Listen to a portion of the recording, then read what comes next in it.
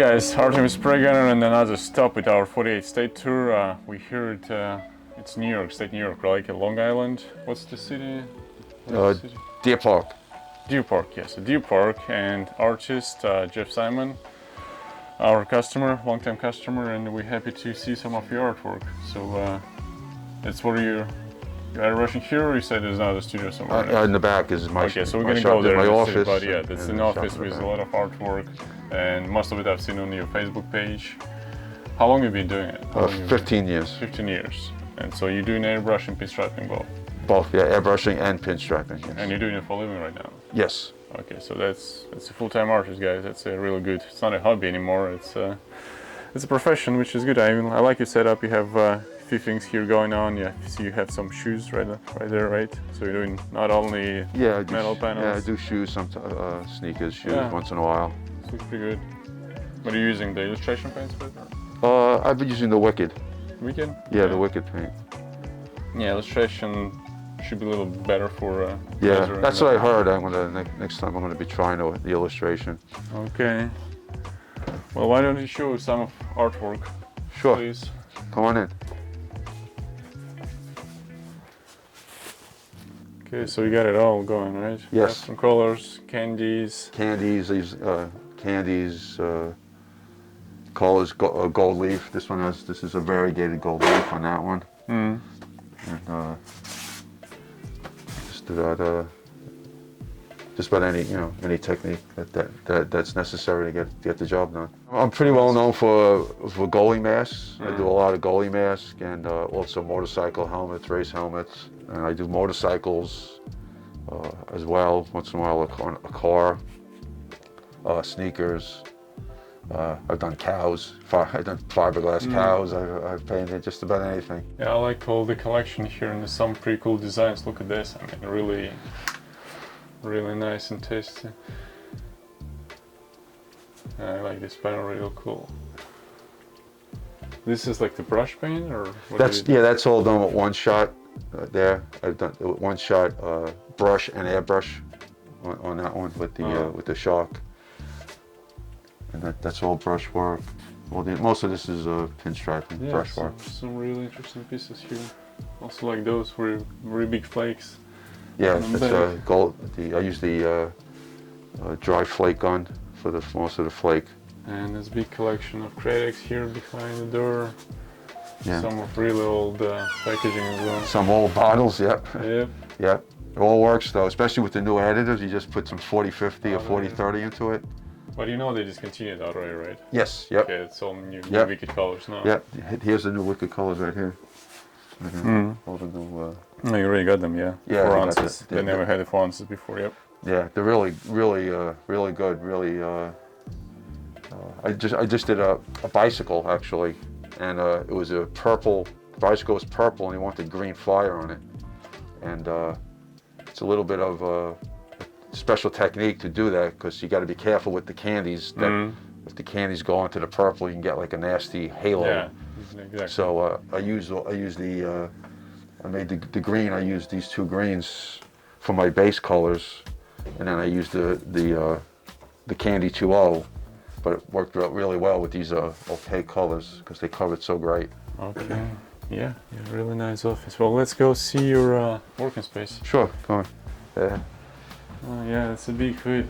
It's a monster. It's a big hood, yeah. The ventilation, you did it yourself here, so you got a little fan on the back. Cool. You can even feel the breeze when that thing goes on, you know? Yeah. Yeah, it's a nice little setup. Yeah, Love it. It's good. It does a job, you know. It's like a spray booth, basically. So there's gonna be a hood, or are they doing the rest of the car as well? No, just the hood. Okay. The guy restored it's 1979 Trans Am. He restored the car. He painted it himself. And then these were originally on the decals from the factory. They were never painted on the car. They were always a decal. I don't think I ever see it blue. It's normally like yellow, orange kind of. Depends on the color of the car. I didn't see blue ever. Yeah, they have, and then so he bought the decal. You can still get them.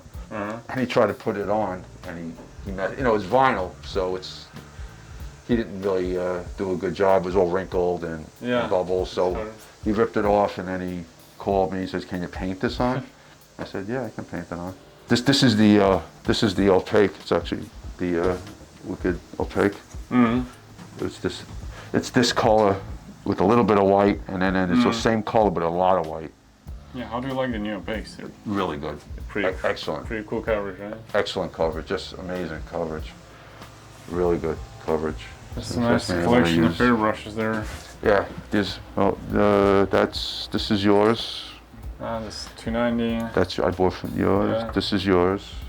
$770. Yeah, and I got that other. What the hell did I do with that other thing? I bought, oh, here it is. I haven't used it. This is old stuff. Oh, you got it. Yeah, this is it. What do you use it for? I was going to use it. I would use it like on the road, like for traveling.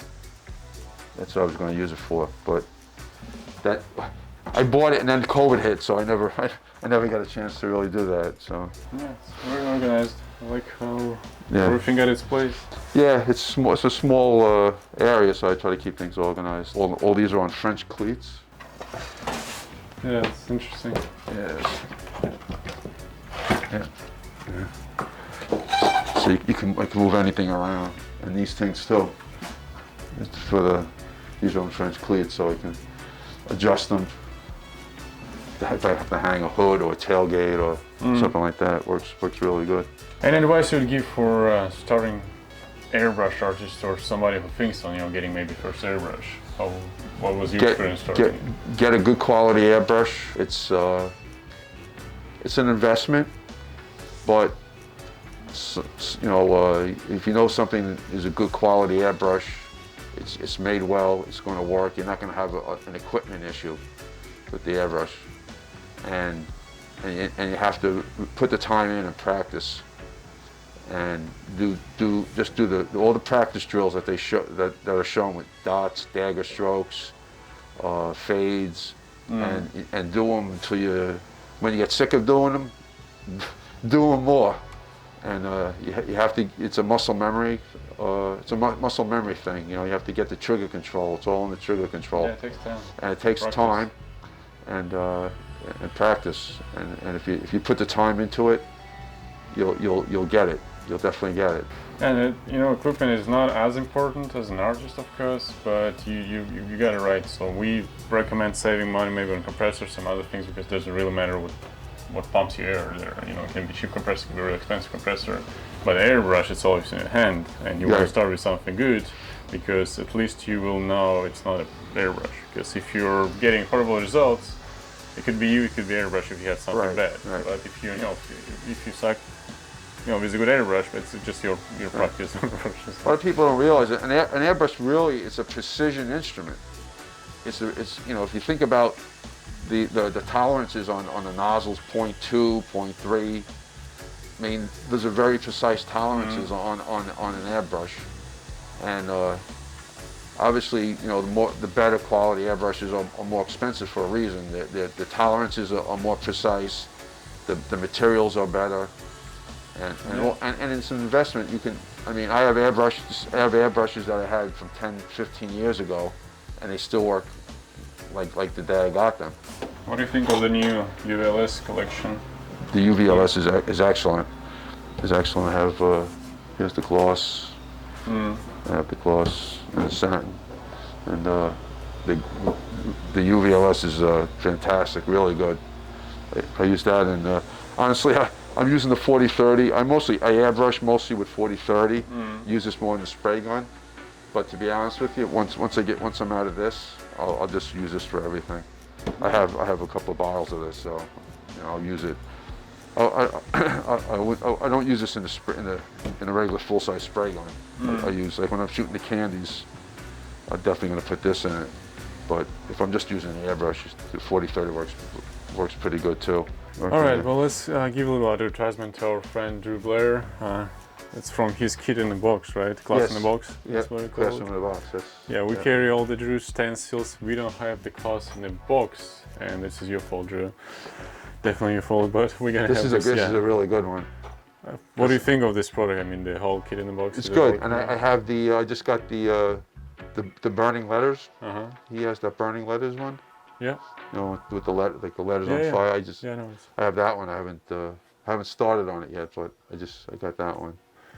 And, it's good. And you said you went to Dru's class like 10 years ago? About 10 years ago, I think it was. Yeah. It was a really excellent class. Learned a lot about like everything, but I mean, it really opened my eyes for in terms of color theory, like because we spent a lot of time matching colors and stuff like that. And to this day, I use it constantly. I have to match a color. I'm just so much better at it from when I took that class. Let's get your signature somewhere. Whatever you feel like. All right. Thank you, Jeff. I appreciate you having us. And thank you. Thanks for coming. Appreciate it. It's a long trip for you. And well, we're traveling all over the trip. place now. Yeah. So going places. Yeah. See our customers. It's really good to see how our tools and paints we try to supply get in the right hands, and some real nice artwork happens with them. So, no, it's just great that All right. Well, thanks for having us, and thank you for watching. Take care. See you guys Thank later. you.